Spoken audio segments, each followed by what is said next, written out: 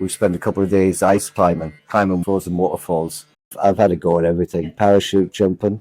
I didn't read the plane properly and I was facing the wrong way. You know, I've seen bodies. A lot of things there want to kill you. Don't be a dickhead. Chats with my barber!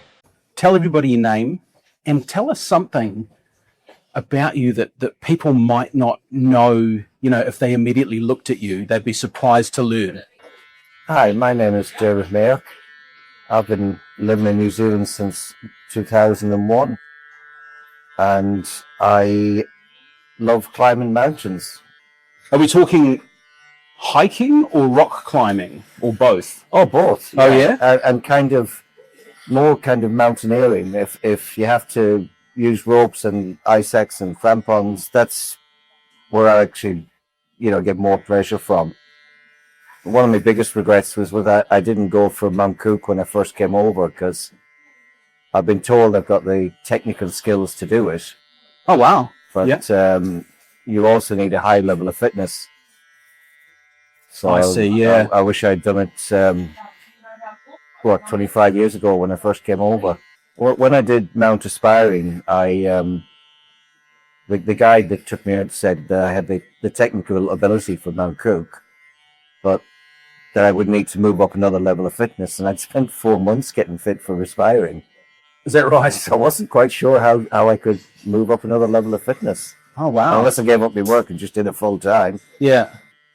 Still, achieving Mount Aspiring's a heck of a... Right. That was a really enjoyable trip. And one of the other ones I did was behind Triple Cone on Black Peak. We spent a couple of days ice climbing with the ice tools and the climbing waterfalls, frozen waterfalls. Really? Yeah. And, I've seen that. How do you feel when you're doing that? I mean, is it terrifying or no? No. Exhilarating. There's a lot of safeguards you can put in place. Yeah. In a way, ice climbing is kind of easier than rock climbing. You don't have to look for holes; you make your own. Right. Yeah. But the minus 13 degrees in the shade during the day was hard to cope with. Minus 13. Wow. Yeah. Tell me, what was an average day like for a 10-year-old Dermot? Oh, you're racking my brain now. Well, I grew up on the west coast of Ireland, which I have to say was probably very, very similar to New Zealand, and certainly New Zealand as it was, around that same period. Oh, yeah, yeah. So there wasn't an awful lot. There was no technology. We had a television with one channel, and I think that came on at 5 or 6 in the evening. So there was no daytime telly. I would have gone to school during the day and been out playing with my mates afterwards, and I was always quite adventurous, climbing trees and getting into trouble. Yep. So it was good. So it was like in summer we'd go out and swim in the local lake after school, and we always had the school holidays in July and August, which was our summer. So I spent a lot of time out of the lake and occasionally getting into trouble, but not too much. You would have grown up in a time when there was quite a bit of unrest in Ireland. Did it affect you out there? No. We that was mainly up in Northern Ireland. So right. We were on the west coast, and yeah, we were quite far away from it. But I do remember one occasion where some charity or the church gave kids from Belfast and Derry a break away from the troubles. Oh, really? Yeah. And when they came down, they were just so streetwise compared to us. We really were country locals. Is that right? And they came down and they had souvenirs like rubber bullets that had been fired at them that they kept. And oh, wow. It was a whole different world from us. And I couldn't imagine just growing up in that every day. It must have been so abnormal for them. Oh, it would have been. I mean, the trauma they must have carried. Yes. Yeah. Which for them would have seemed normal. And that's quite hard to imagine. I had a friend who went over there once. He managed to only do a 4-month tour because he had a good job in Germany, and the generals liked him. He was driving for them. Oh So yeah. instead of the 12-month tour, he did the 4 months, and I was always hoping that nothing would happen to him. Yeah. But when he came back, he said he'd asked the 6-year-old why he was throwing stones at him and spitting at him. And he said, because my big brother does it. And they just didn't even know why they were doing it. I guess if you grow up with that, that's what you know. That's it. Yeah. Wow. Because it really did pit families against themselves as well, didn't it? That the troubles. Well, a lot of people thought it was religious thing, and it was to a certain extent. But it started off as civil rights, Right. Yeah. where a group of people just wanted, equal rights, basically. Yeah.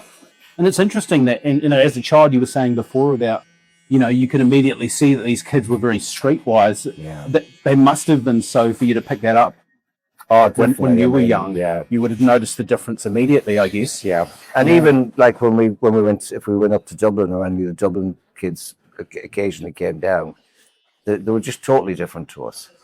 So what was the path that led you out here to New Zealand? Well, a lot of years ago, I had a good friend who came out with his family, and I always had a hankering to come, but because my mum and dad were alive at the time, and it just wasn't the right time. Oh, yeah. Yeah. And then, it was always there in the back of my mind. And I was at a leaving do for a good friend of mine, and he was coming out to live in Dunedin, actually. Oh, really? Yeah. So I remember saying to my partner at the time about the possibility of New Zealand. I think I'd had a few pints in me at the time. And she did all the research and all the stuff into it, and it was like, that was it. The next thing, we were job seeking and house sold and everything arranged to come out. Just like that. Yeah, yeah. No, the only question I asked was, could I take my dog with me? Because I had a dog that I didn't want to part with, obviously. Yeah. So that was the only criteria for me. Yeah. We were lucky. We both had professions that New Zealand were desperately seeking. I was going to ask about that. Was that what were those professions? We were both nurses. Those nursing, yeah. So we got offered jobs very quickly. And you settled here in Dunedin? I initially went to the North Island, to Hawke's Bay, Yeah. which was very different to Dunedin, and certainly was a foreign country. Yeah. And we arrived in November, and I couldn't believe that it was clear blue skies and sunshine every single day in Hawke's Bay, and that the heat. I remember asking somebody, is it going to get any hotter? And they said, it's not even summer yet. Yep. So I was like, wow, that just didn't happen. We'd come over from Wales. It would rain, unfortunately, for quite a few weeks at a time. Oh, you were in Wales at the time? I was in Wales before I left, for I a see, few yeah. years, which was the closest I lived to the mountains, and I absolutely loved it. There's a lot of good climbing mountains in Wales, is there? Oh, yes. Yeah. I was I was actually right on the doorstep of the Snowdonia National Park, just round from Alguin Valley, so some quite famous mountains there. Some very busy mountains too for mountain rescue. Really? Yeah. For mountain rescue, yeah. Getting very busy. Is that something you were involved with? It is, yes. I was with a team called the North East Wales Search and Rescue, but I also ran a search and rescue dog, which is why it was very important for me to keep the dog and keep working the dog. And that was a lot of hard years of work to get there. So the dog you had when you immigrated out to New Zealand was a search and rescue dog? Yes, yeah. Oh, wow. So you've been doing it for a long number of years. Long years, yeah, over 30 years. She was my first dog, and she was my first qualified dog, and everybody said I had a very special relationship with her. I suppose you would have to, wouldn't you? Very trusting, Yeah. very close, being able to, I don't know, whether reading a dog or a Yeah, dog. that's it. And when I first started, I didn't know what that meant, and I've learned that over the years. It's actually really, really important. The day I picked her up, I remember going to a rescue kennels in North Wales, and the chap that was running it had been a search dog handler, so he knew what I wanted. And I remember when, like, I asked if I could pick her up, and she was too young, so I came back the next week, and I put her down the front of me top and took her up the mountain. And every so often, I'd let her get down and have a walk for a few meters and a pee, and put her back in again. Yeah. And I think that's why we ended up with such a close relationship, was that I guess I was kind of a surrogate mom to start with. Yeah. Yeah. But Closeness it was a very special bond. And I remember seeing the mum. The mum was a collie, but there was always that joke about what actual breed the dog was, because there was definitely some Whippet or Lurcher or Greyhound in there. Oh, yes. And she was very, very fast. And I was young enough to keep up with her, kind of, at the time. Yeah. Say kind of. But yeah, she could move across the terrain, I tell you. Now, you might have already said, but what was her name? Oisin. So I've named all my dogs after an Irish folklore called Sheeran and Oak. Oh, yeah. So the first dog was Oisin, and the second one was Finbar McCool. And the current dog is Cuchulainn, which he was the King of Ulster. A lot of people struggle with that name, but he's a cool dude. Well, I mean, I guess it's your heritage, so yeah. So would kind of roll off your tongue. Yeah. Well, I guess you should pick short and easy names for dogs, for the dog and for you, but I think there's quite a novelty in picking some other names. Yeah, absolutely. I mean, Finn was the easiest because I shortened it to Finn, and that was the easiest, but Cuchulainn can't really be shortened. So when you had your first dog, did you train her yourself? Yes, yeah. How did you know how to do that? That's the question. Well, I've been helping Search and Rescue Dog Association of Wales. Oh yeah. For about 5 years. So I've been watching dogs work, and I've been hiding on the mountain for them, because you have to have what they call buddies to go and lie in the mountain so they can go and search. Right. Yeah. So I've been doing that for about 5 years, but I hadn't actually seen the start off process, which is quite specific. The runouts, they call them. Yeah. And the stages 1, 2, 3. I'd never really seen them and worked with the young dogs. Yeah. And I'll be honest with you, I had no idea how to do even obedience, basic obedience with a dog. Yeah. And it was a very steep learning curve, but I guess the motivation was there. So I put a lot of time and effort in, and I had some of the best dog handlers in the UK to give me advice and help me.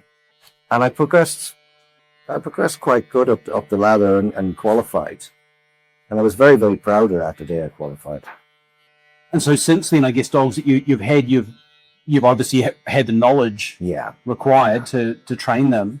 So did you get involved with that as soon as you came to New Zealand as well? Well, I tried to, but it didn't quite work out in Hawke's Bay. They weren't used to having search dogs and the type of search dog that I had. Yeah. They were used to tracking dogs. Yeah. So it didn't quite work out in Hawke's Bay, but it certainly did when it came to Dunedin. There was a very strong contingent of people in Dunedin were actually running it. We had an ex-dog handler from the UK called Andrew who was here. So yeah, Dunedin is a stronghold of the dogs for New Zealand when I arrived. And training for dogs has changed quite a lot in between the first and second dog, because the first dog, it was the old-fashioned way of walking around a square in a community hall, and correcting the dog with the lead if you wanted the dog to do something. Yeah. Whereas when I got my second dog, I learned about positive reinforcement and clicker training. And that just makes such a huge difference. It makes the job so easier, and a dog that really, really wants to work and please. And it strikes me, Dermot, that you kind of spent your life almost in service of others, I guess. Like with the search and rescue, you've been a nurse for how many years have you been 47 years. 47, wow. Yeah. What is it about you that kind of drew you down that path, there's going to be empathy there and, you know, a caring nature, I guess. What is it about you that took you down that path? I guess I got that from my mum, and I've always had a lot of empathy towards people, and especially, you know, people less fortunate than yourself. Yeah. You know, I grew up in a quite a Catholic community. Yeah, I've always enjoyed nursing and always wanted to do it. I remember when I was younger, it was a case of either become a fireman or become a nurse. Oh, really? Yeah. And I think, you know, it was kind of a 50-50 choice when I was 18 to do it. And my brother-in-law helped me along because I had a sister who was a nurse, and my brother-in-law was a GP. Lots of cousins who were nurses. Oh, yeah, yeah. I mean, it was quite an unusual thing in the beginning because there wasn't a lot of male nurses.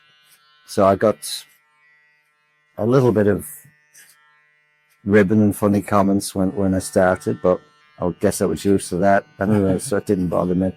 I enjoy helping people. I enjoy making a difference.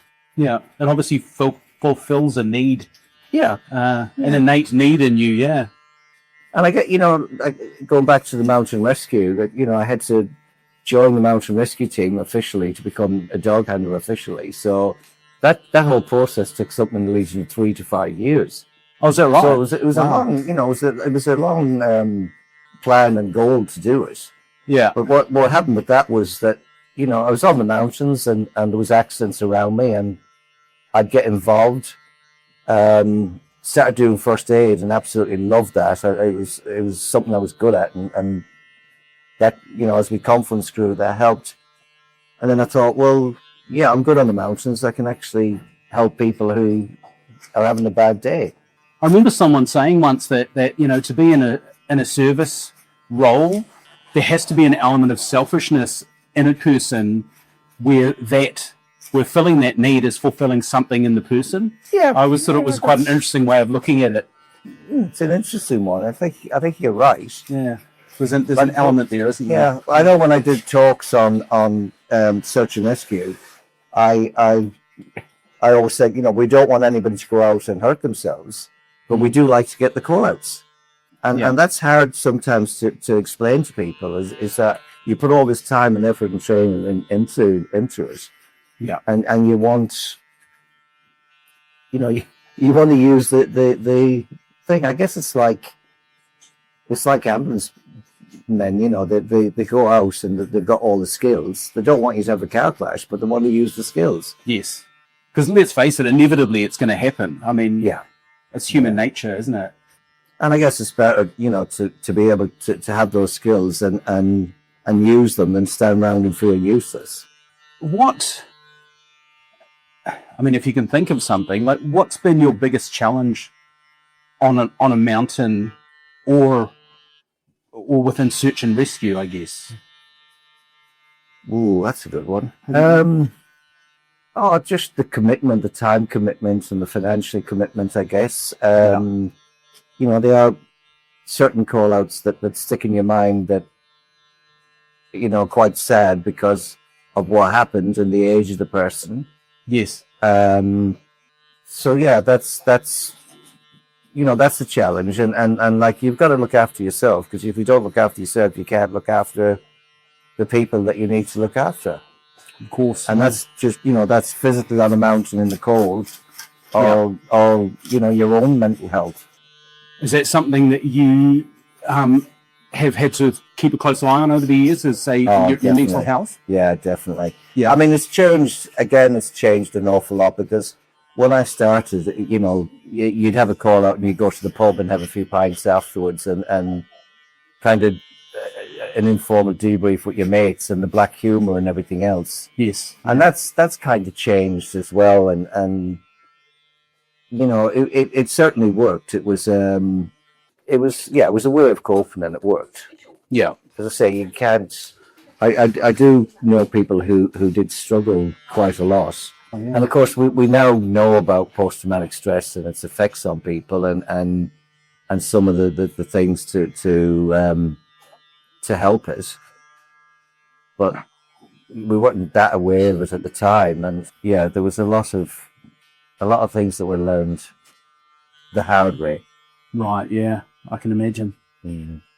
Certainly, anecdotally, the stories you hear about folks even way back in the wars who would come home and, Yeah, would have PTSD and shell shock and all that sort of stuff, and there was no help for them. They just, it either consumed them or they just muddled through in spite of it. Yeah. or use something to self-medicate. Exactly. Yeah, Yeah. and that's something you need to be quite careful of.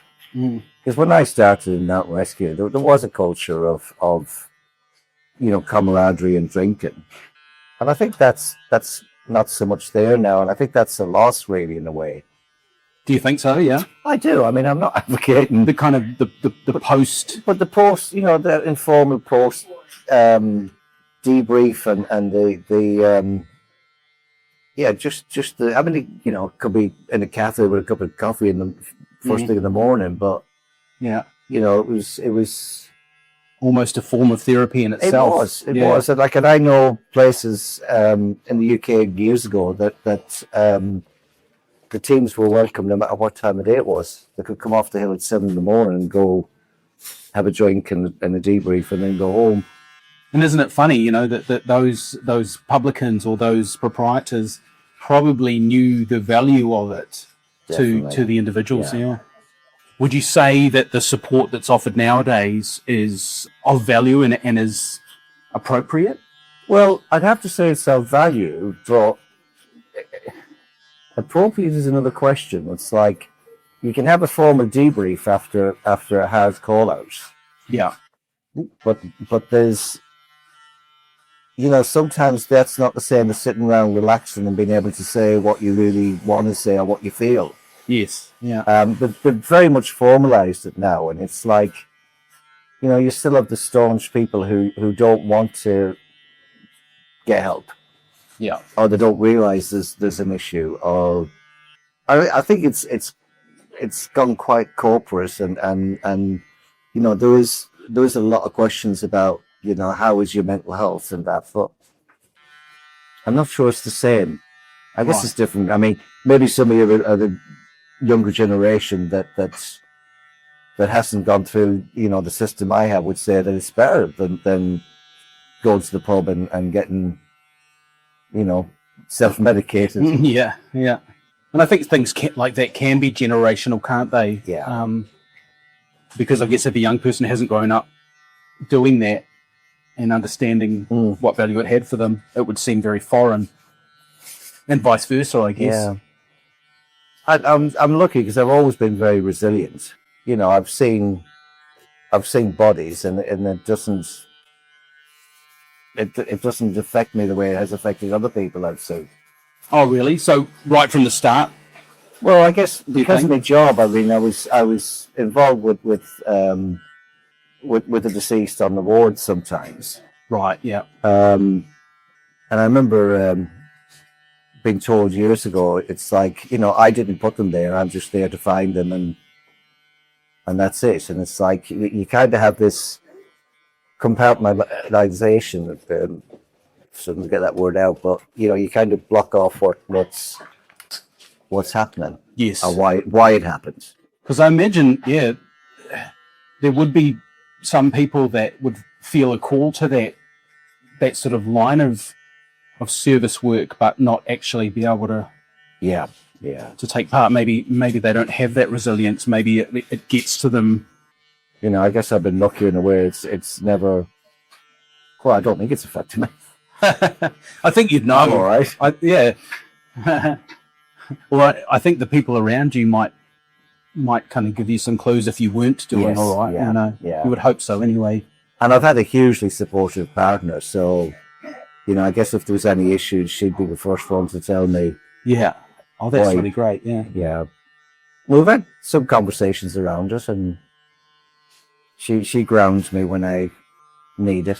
Having a person like that in your life would be hugely beneficial in those lines of work. You really need the support at home. If you haven't got that, then you're not going anywhere. What do you do when you're not nursing or when you're not doing search and rescue? I've got into mountain biking, which I'm absolutely loving. Oh, awesome. And Is that a recent thing? that's fairly recent. I mean, I did mountain biking many, many years ago, but with the advent of e-bikes, it's just a whole different ball game, and I really, really enjoy. I've improved so much. When I first started, I was constantly going over the handlebars, but Oh, no. I've learned to avoid that. So I'm loving the e-bike at the moment. But like when I look back on my life in New Zealand and some of the hobbies I've done, like scuba diving, paragliding, Oh, really? Scuba diving? everything. I've had a go at everything. Parachute jumping. Is that right? I did that twice and then discovered if at first you don't succeed, parachute jumping might not be the sport for you. Yeah, it's quite technical. I was going to say, obviously, you did succeed in the fact that you must have landed. Well, yes, I had a very interesting experience where I didn't leave the plane properly and I was facing the wrong way. And Was this a solo jump or a... Well, it wasn't meant to be, but I did end up solo, and that's exactly what shouldn't have happened. I should have had a jump master on each side of me. Yeah. But I actually ended up totally on my own, which didn't really faze me. So I thought, no, let's not do that again. But I love the paragliding. I mean, that's just awesome.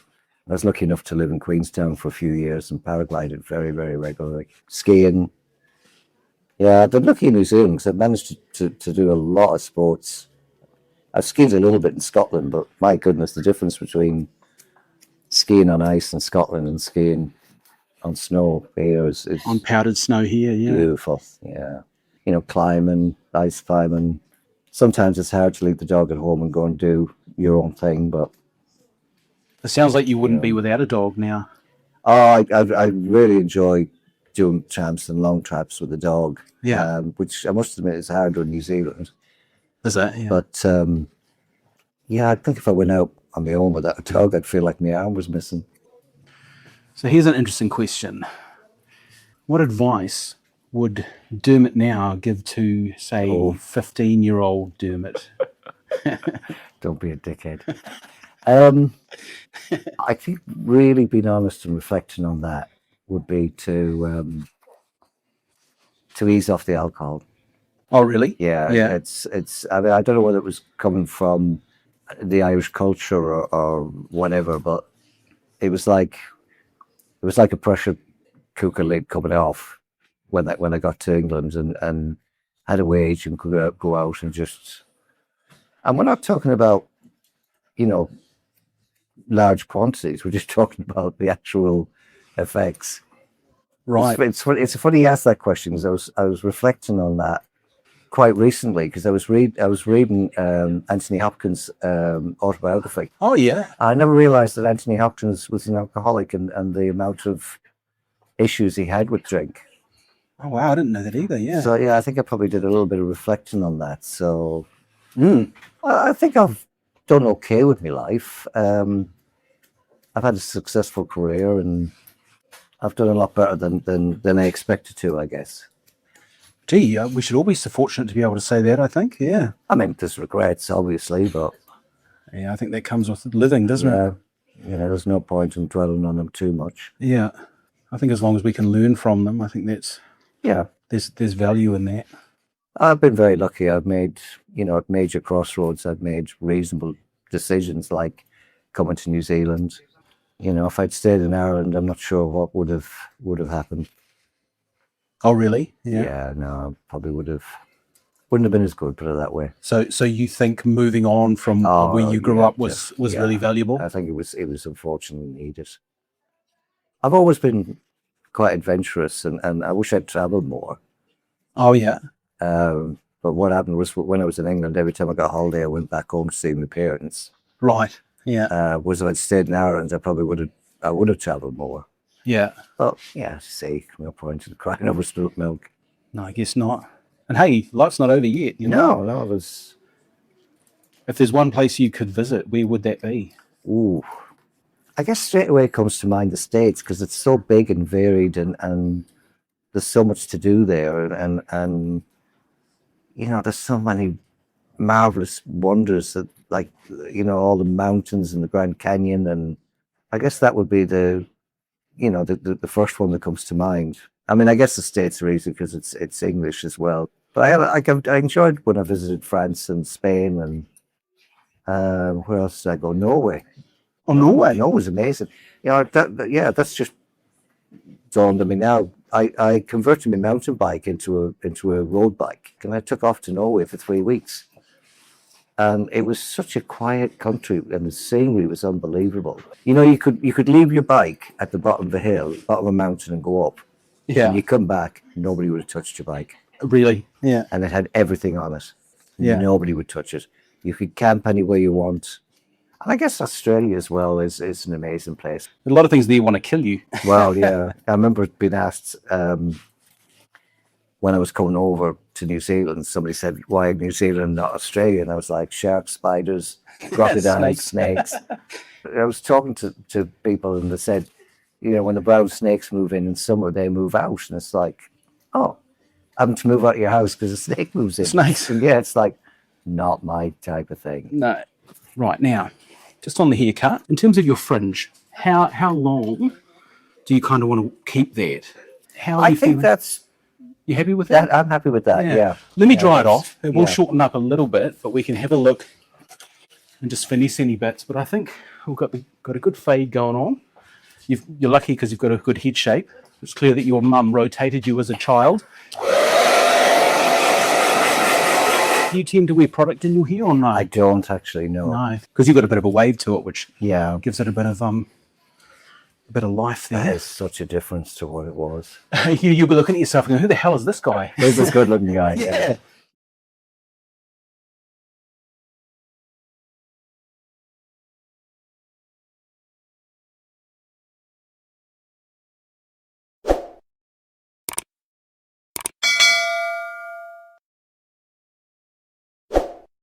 Chats with my barber.